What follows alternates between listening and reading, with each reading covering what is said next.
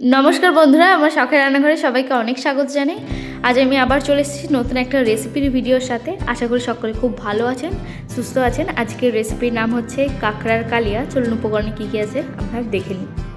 এখানে প্রথমেই আছে কাঁকড়া, গরম জলে ধুয়ে পরিষ্কার করে রাখা হচ্ছে কাঁকড়া, ঘি, নুন, চিনি এবং লাল লঙ্কার গুঁড়ো, ধনিয়া পাতা, টমেটো, আদার পেস্ট, কাঁচা লঙ্কা রসুনের পেস্ট, পেঁয়াজ কোচানো এবং হচ্ছে গরম মশলা। তারপর আমরা একটা প্যান চাপিয়ে নেব।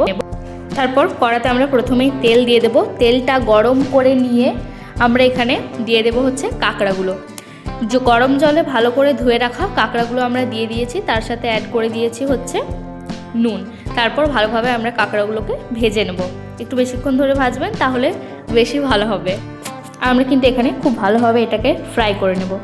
তাই ফ্রাই করার সময় আর কিছু বলছি না, আপনারা পুরো ভিডিওটা দেখতে থাকুন। আমরা আগে আরও কী কী করছি। আর এটা কিন্তু একটা অভিনব হতে চলেছে রান্নাটা। আমার চ্যানেলে প্রথম কোনো কাঁকড়ার ভিডিও, তো আপনারা অবশ্যই এটা দেখবেন এবং আমাকে কমেন্ট করে জানাবেন আপনাদের কেমন লাগলো। তাহলে আমি পরবর্তী আরও কিছু কাঁকড়ার রেসিপি আনার চেষ্টা করব। চলুন দেখতে থাকুন পুরো ভিডিওটা, আগে কী কী হচ্ছে। তাই ভিডিওটা একদম স্কিপ করবেন না, পুরোটা কমপ্লিটলি দেখবেন।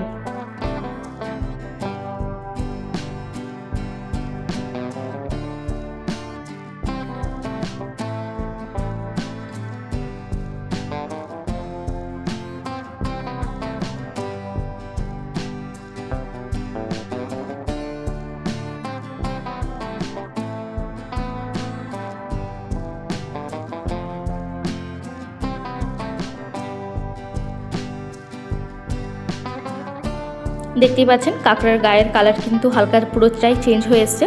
তখন কিন্তু আমাদের কাঁকড়াগুলো তখন বুঝবেন যে কাঁকড়াটা কিন্তু ভালোভাবে ভাজা হয়ে গেছে।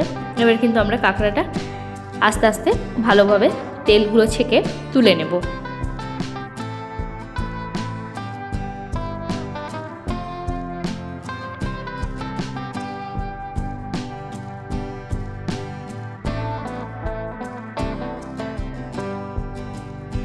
কাঁকড়া ভাজা হয়ে গেছে।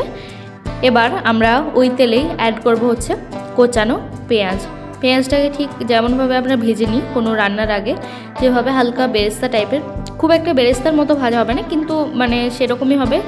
বেরেস্তাও হবে না এবং যে আমরা মানে একদম মানে আলতো করে ভাজি, মানে একদম লাল লালটা ভাজি না, সেটা হবে না। একটু লাল লাল হবে পেঁয়াজটা, ঠিক সেইভাবে কিন্তু আপনাকে পেঁয়াজটা ভেজে নিতে হবে। আর পেঁয়াজের যে কাটিংটা হবে সেটা কিন্তু একদম ঝুড়ো ঝুড়ো স্টাইলে পেঁয়াজটা কাটবেন।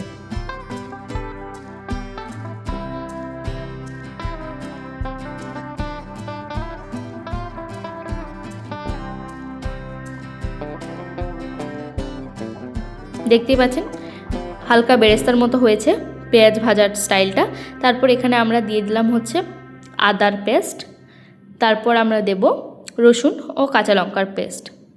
দেখতেই পাচ্ছেন 2 চামচ আদার পেস্ট, 2 চামচ রসুন ও কাঁচা লঙ্কার পেস্ট দিয়ে দিয়েছি। তারপর আমরা এখানে অ্যাড করছি হচ্ছে নুন, চিনি এবং লাল লঙ্কার গুঁড়ো। দেওয়ার পর মশলাটা কিন্তু আমরা খুব ভালোভাবে কষিয়ে নেব। আপনাদেরকে আমি যেমনটা বলে থাকি যে রান্নার মধ্যে মশলাটা যত আপনারা কষাতে থাকবেন, আপনাদের কিন্তু রান্নার স্বাদ তত বেশি আসবে এবং তত ভালো আসবে। তাই আপনারা পুরো রান্নাটা দেখতে থাকুন আমরা কীভাবে বানাচ্ছি। হ্যাঁ, বুঝতে পারছি এখানে একটু এই যে এডিটিংয়ের সময় আমি বুঝতে পারছি, যেটা দেখতে পাচ্ছি যে একটু প্রবলেমেটিক হয়ে গেছে। তাই আপনারা কিছু মনে করবেন না, এখানে একটু প্রবলেমেটিক হচ্ছে ভিডিওটা, মানে খুব স্লো হয়ে গেছে। তাই একদমই কিছু মনে করবেন না, আমি তার জন্য খুবই দুঃখিত। আপনারা পুরো ভিডিওটা দেখুন আমার বলার সাথে সাথে। দেখতে পাচ্ছেন খুব সুন্দরভাবে কিন্তু মশলা থেকে তেল ছেড়ে এসছে। এবার আমরা বুঝতে পারছি যে মশলা থেকে কিন্তু তেল ছেড়ে এসছে, মানে মশলা কষানো হয়ে গেছে। মশলা কষানো হয়ে যাওয়ার পর আমরা কিন্তু এখানে দিয়ে দিলাম হচ্ছে টমেটো কোচানো। টমেটো কোচানো দেওয়ার পর ঠিক একইভাবে আমরা কিন্তু মশলাটাকে ভালোভাবে কষিয়ে নেব।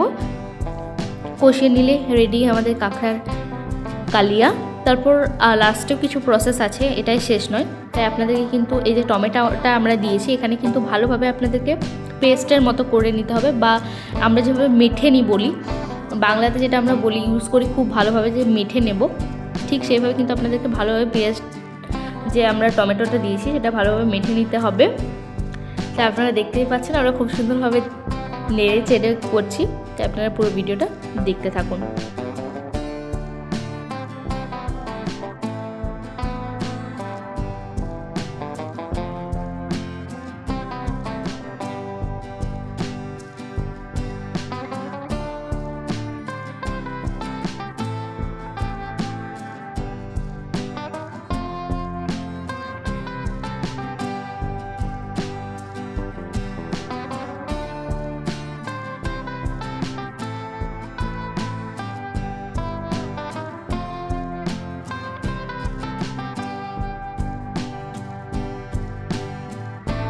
আমি বুঝতে পারছি ভিডিওটার মধ্যে কিছু একটা প্রবলেম হচ্ছে, তাই আপনারা কিছু মনে করবেন না, দয়া করে একটু ভিডিওটা দেখতে থাকবেন।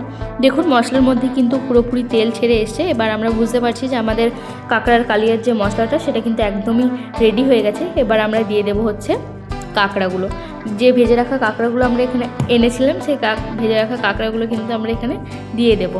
দিয়ে দেওয়ার পর ভালোভাবে কাঁকড়াগুলোর সাথে কিন্তু মশলাটা ভালোভাবে নাড়াচাড়া করে নেব, যাতে কাঁকড়ার গায়ে যে মশলাটা আমরা বানিয়েছি সেটাতে কাঁকড়ার গায়ে ভালোভাবে লেগে থাকে বা অ্যাবজর্ব হয়, রান্নার স্বাদটা যেটা সেটা যেন পুরোপুরি আসে। তাই দেখুন আমরা খুব সুন্দরভাবে কিন্তু মিশিয়ে নিচ্ছি এটাকে।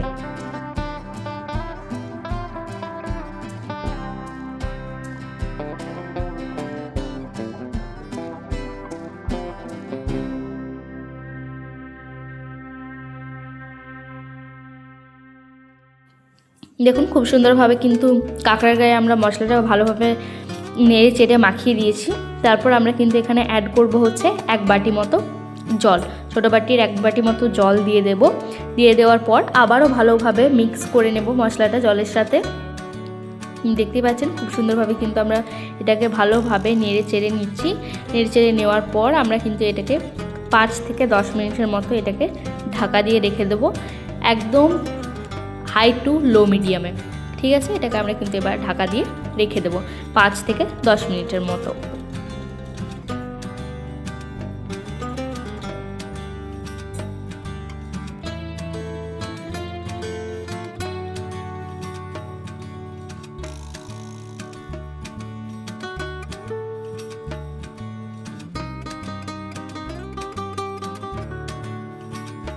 পাঁচ থেকে 10 মিনিট হয়ে গেছে।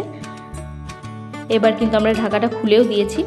খুলে দেওয়ার পর দেখুন খুব সুন্দর একটা কালার এসছে রান্নাটার মধ্যে, এবং গ্রেভিটাও কিন্তু খুব সুন্দর মানে গালাগা লাগা হয়ে গেছে।